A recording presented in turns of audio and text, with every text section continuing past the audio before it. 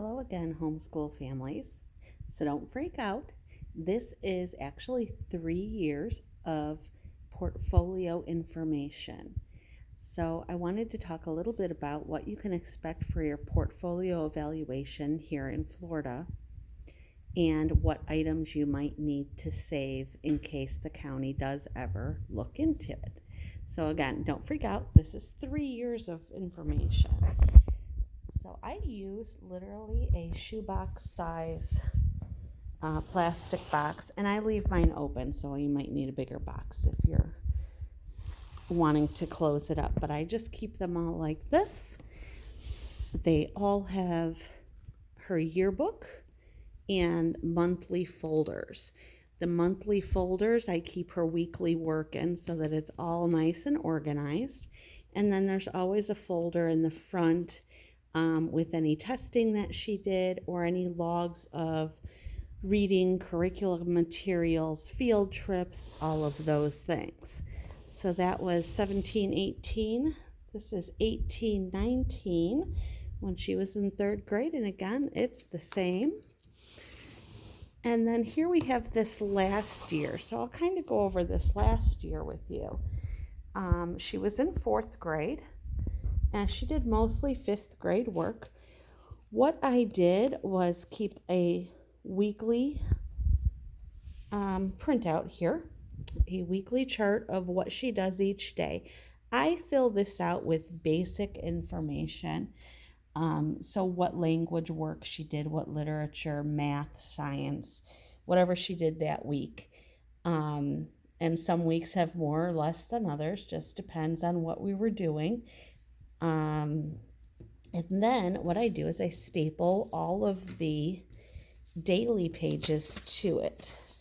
This had some field trip information attached to it.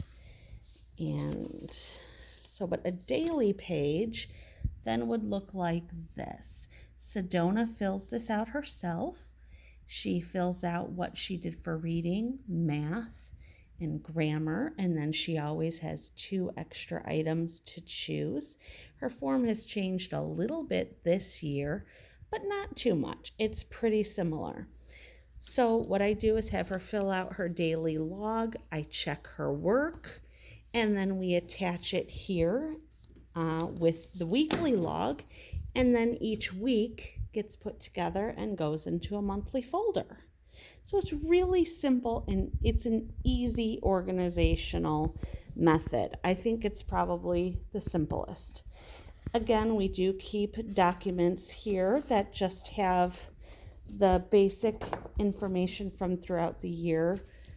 She did some testing, so we have her testing information. And then I also have logs that I've just kept with different curriculum guide that we followed, which I designed, and books she might have read, curriculum materials we used, website materials we used, field trips we went on, things like that, because the county does ask for those potentially if they ever did call and ask. So again, it's very simple. Just keep the log of your reading materials, your curriculum materials, and you do have to have samples of work throughout the year. I keep pretty much everything because her folders don't hold all that much anymore. Most of her work is in different workbooks, so I just save the workbooks when they're completed. As she's going through them throughout the year, she dates each page, because depending what it is, like if it's a reading book, she might, like we have some reading comprehension books here, she might jump around in those. So if she does, she just dates those pages. Math, of course, we go in order, and grammar, we go in order. But if there's any loose pages, those get attached to her logs, and that all goes in the monthly folder. And then your yearbook, which again, you're not required to do. You can do it however you want. Some people do it online. Some people just print out some pictures. We do a nice yearbook every year, and that will show all of those things that I can't really put on paper. Different field trips that she's done, or science experiments, artwork, because there's just, with her especially, there's just a ton of artwork. So we go ahead and put pictures of everything in this book. So anyway, that is all. It's really simple. Just wanted you to hear about what you should put in your portfolio. And like I said, it is samples. They're supposed to show progress throughout the year. So you'll want to sample maybe from the beginning of the year, the middle of the year, and the end of the year. So 3 pieces for each subject at least. So maybe at the beginning of the year they did addition, and then in the middle they did subtraction, and then they went to multiplication, just showing some progression. There is no grade levels in homeschooling, so you don't really have to worry about what grade level they're at.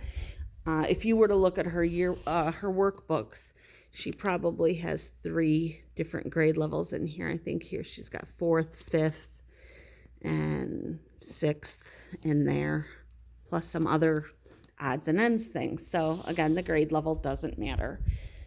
So happy portfolio making. I hope you choose that method. It is really fun. You get to brag about your kids and talk to a wonderful certified teacher, and it is just a really, really great experience for you and the child. Thanks. Have a great day.